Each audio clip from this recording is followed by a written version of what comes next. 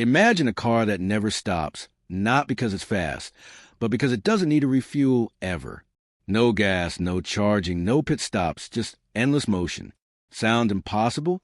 Well, Maxwell's car has just done it again. And what we uncovered this time left even seasoned scientists speechless. This isn't science fiction. This is a living, moving, rule-breaking machine that could rewrite the future of transportation. But behind the scenes, there's a twist we didn't expect. A few months ago, Maxwell's Kombutso stunned the world by unveiling his self-sustaining electric vehicle, a car powered by mysterious technology that generates energy on its own. No plugs, no fuel, just motion. The claim sparked excitement, skepticism, and controversy in equal measure. Critics called it a publicity stunt. Supporters called it the next industrial revolution. And then Maxwell disappeared from the spotlight. This week, in a remote test track far from the public eye, Maxwell's team ran the car through a second, even more extreme endurance trial. No charging stations, no refueling points, just continuous operation, hour after hour, day after day. By the time our crew arrived, the odometer told a story we almost couldn't believe. The car had been running for days, yet the energy gauge hadn't budged. So, how is this possible? Maxwell's explanation involves advanced electromagnetic technology, energy harvesting systems, and what he calls a closed-loop power cycle. Words that sound more like something from a physics lab than a garage workshop. But here's the part that really caught our attention.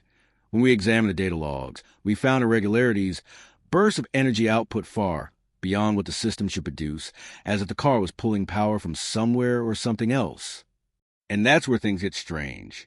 Because if Maxwell's car is truly tapping into this hidden energy source, it could disrupt trillion-dollar industries overnight. And you can bet there are people who don't want that to happen. In a moment, we'll break down the tech, the test, and the backlash, and tell you why this might just be the most important car on Earth, if it survives the storm that's coming. The moment word leaked about Maxwell's latest run, the phone calls began. Journalists, investors, government agencies, and, according to a source inside the team, people with no official titles, but with a lot of influence and a very clear message: stop. This isn't the first time Maxwell's work has attracted the wrong kind of attention. The last public demonstration was abruptly halted after what his team described as unexplained interference. We pressed Maxwell for details, but he chose his words carefully, almost as if he knew we were not the only ones listening. At the heart of this machine lies something Maxwell calls the MSED, magnetic self-energizing device. It's said to harvest energy from the surrounding environment using a combination of resonant frequencies and magnetic induction. Sounds harmless, right? But to those who control the energy market, this is a direct threat to their empire. The numbers we saw in the logs suggest efficiency levels that defy traditional engineering limits. In plain language, this tech isn't just better than what's on the market. It's in another category entirely. But here's the problem. The more successful the tests become, the more intense the pushback. Sources tell us certain patents tied to design are being delayed or quietly challenged. Shipping routes for key components have suddenly broken down. Even some of Maxwell's suppliers have been warned off from doing business with him.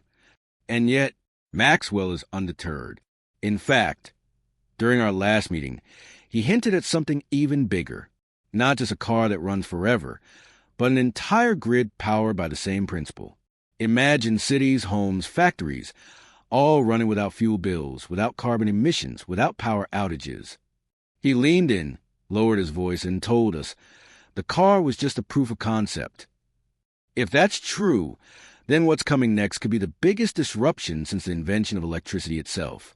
But as history has shown, game-changing inventions rarely get a smooth ride to success.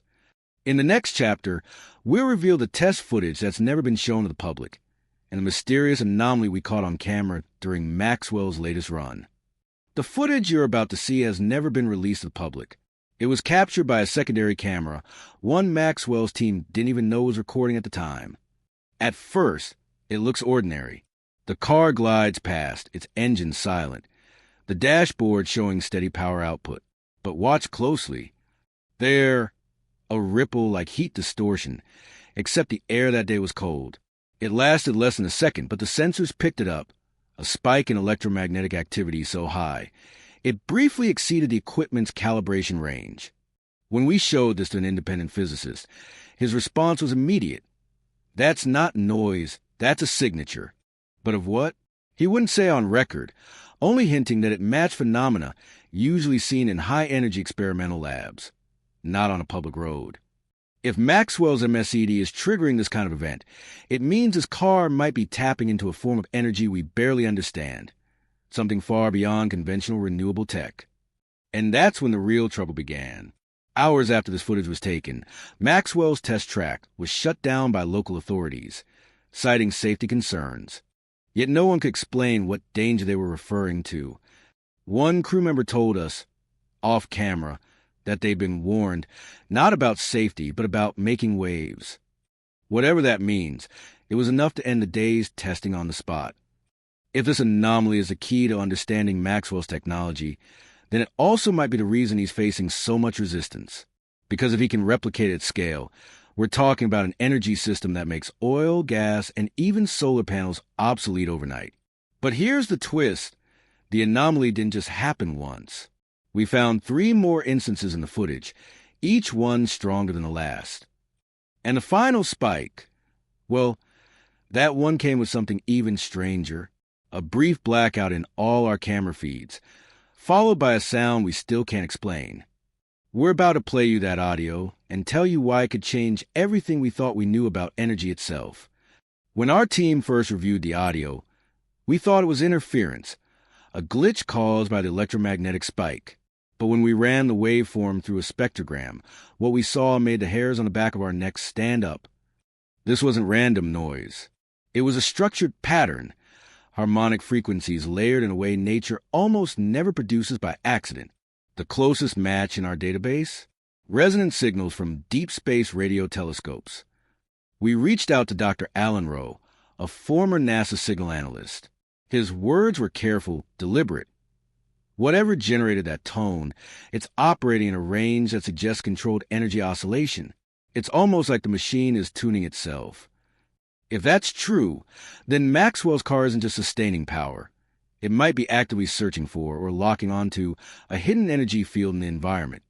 Maxwell approached the core, resting his hand just inches from the field. This, he said quietly, is what powers the car. But the car is just the beginning. He explained that the device doesn't simply generate energy. It interacts with an underlying field he believes exists everywhere in the universe. A field that, if understood, could supply limitless power and perhaps more. But then he hesitated, glancing at a monitor showing readings far beyond what the device normally outputs. He frowned. "It's stronger tonight," he muttered. "Something's feeding back."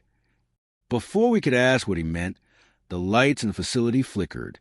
The hum deepened, vibrating through the floor. And then, for the briefest moment, the air around the core seemed to tear, revealing a flash of something that wasn't supposed to be there.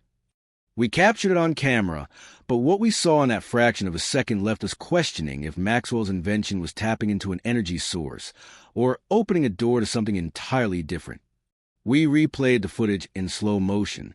The first few frames were just a core, glowing, humming, pulsing like before. But then at frame number 213, something appeared. It wasn't light. It wasn't shadow. It was structure, a lattice of lines, perfectly symmetrical, like the blueprint of a machine, or perhaps a city. But it vanished before our eyes could make sense of it. Maxwell's engineers crowded around the monitors, speaking in rapid bursts, switching between technical jargon and something that sounded almost like coordinates. One of them asked if the signal was coming from outside or inside. I asked him, contact with what? He didn't answer immediately. Instead, he walked over to the console, typed a series of commands, and a second screen lit up. On it was a map of the Earth. But scattered across the oceans and continents were glowing points, dozens of them pulsing in the same rhythm as the core. They weren't power stations. They weren't satellites. They were something else. And they were responding to Maxwell's device. "They've been here longer than us," Maxwell finally said. "And they just noticed we can see them." Before we could process his words, the core's field expanded. The lights in the chamber dimmed. The monitors began flashing with messages we'd never seen before. Symbols, not letters, cascading across the screens. The engineers froze. One of them whispered, "It's sending us something." When the power came back, the core was still, but the message remained. And whatever it wasn't in any human language. The symbols on the screen shifted constantly, fluid, almost alive, as if they were adapting to us as much as we were trying to read them. Maxwell ordered the feed saved to an isolated system, cut off from any network. "If this leaks," he said, "we won't be the only ones decoding it." His lead engineer, Clara, began running pattern recognition algorithms. What she found sent a chill through the room. Buried in the symbols were sequences that matched ancient petroglyphs, markings found in civilizations thousands of years apart, yet eerily similar. Hours passed. The hum from the core never fully faded. It pulsed like a heartbeat in the walls. Then Clara gasped. She had isolated a recurring phrase. 3 symbols that repeated at precise intervals, like punctuation. She translated them as best she could. The meaning was simple, but unsettling. "We are aware." Maxwell leaned in, eyes locked on the screen. "There's more," he said, and instructed Clara to scan for data beyond the visible characters. Sure enough, a second layer of information emerged, not text but coordinates. It was a location, and it pulsed in perfect sync with the core's magnetic field. Whatever had sent the message wasn't just acknowledging us. It was inviting us. The room fell silent. Going there could mean unlocking the full potential of Maxwell's technology or walking into a trap. And yet, without hesitation, Maxwell turned to his team and said, "We go." Preparations began immediately. But as we packed for the journey, none of us noticed a faint flicker on the facility's outer cameras, a shadow moving against the snow, watching. In the next part of our investigation, we'll follow Maxwell and his team into one of the most remote and uncharted regions on Earth, where the signal leads and where no human has ever been recorded setting foot. 3 days later, we set sail from a discreet port in the South Pacific. No flags, no markings, no transponder signal. This wasn't a voyage for attention. The coordinates lay deep in a region sailors call the Silent Expanse, an area notorious for vanishing ships and distorted compass readings. From the moment we left shore, strange things began happening. GPS drifted by several miles at a time. The compass needle shivered like it was alive. And at night, the hum returned, this time carried to Hull by the water itself. On the 4th night, Clara spotted something. At first, it looked like distant lightning beneath the surface. Pulses of pale blue light far below the waves, matching the exact rhythm of the core's magnetic field back at the facility. We launched an ROV, a remote-operated vehicle, to investigate. The deeper it went, the stronger the pulses became. At 600 meters, the camera picked up structure, not coral, not rock, something engineered. The object was massive, metallic, and covered in the same lattice patterns we glimpsed in the flash event. As the ROV drew closer, the pulses intensified, until suddenly the feed froze. Control systems locked. Power to the ROV's motors died. Then, for 11 seconds, the sonar filled with a sound identical to the one recorded during the anomaly at Maxwell's lab. And then, without warning, the ROV was back on the surface. No propulsion, no tether damage. It was as if something had carried it up and left it floating beside the boat. We opened its casing, expecting water damage, but instead we found something lodged inside, a small metallic shard, etched with the same alien symbols as a message. Maxwell studied the shard for a long time before speaking. "They know we're here," he said. Then, almost in a whisper, "and they want us to come closer." The next morning, we would reach the exact point marked on the map. But by then, something was already following us, something moving beneath the waves, keeping pace with the ship. By dawn, the sea had gone unnervingly calm. The swells vanished. The wind died. Even the clouds above seemed to pause. Only the deep, steady hum, now resonating through the air as well as the water, reminded us that we were still moving toward something. Then, at exactly 8:14, the water ahead began to glow. It wasn't light reflecting from above. It was radiating from beneath. Shapes moved in the depths, immense and slow, like shadows cast by mountains. Without warning, the surface erupted. Towering columns of water rose around us, forming a perfect circle. And in the center, it emerged, a structure of impossible scale, rising from the ocean as if it had been there all along, waiting. The shard in Maxwell's hand began to vibrate. The pulses matched the rhythm of the glowing veins running through the structure. And then it stopped. Absolute silence. Maxwell still works in secret. The car still runs. And somewhere out there, under miles of ocean, something is watching, waiting for the moment we're ready to understand what we found.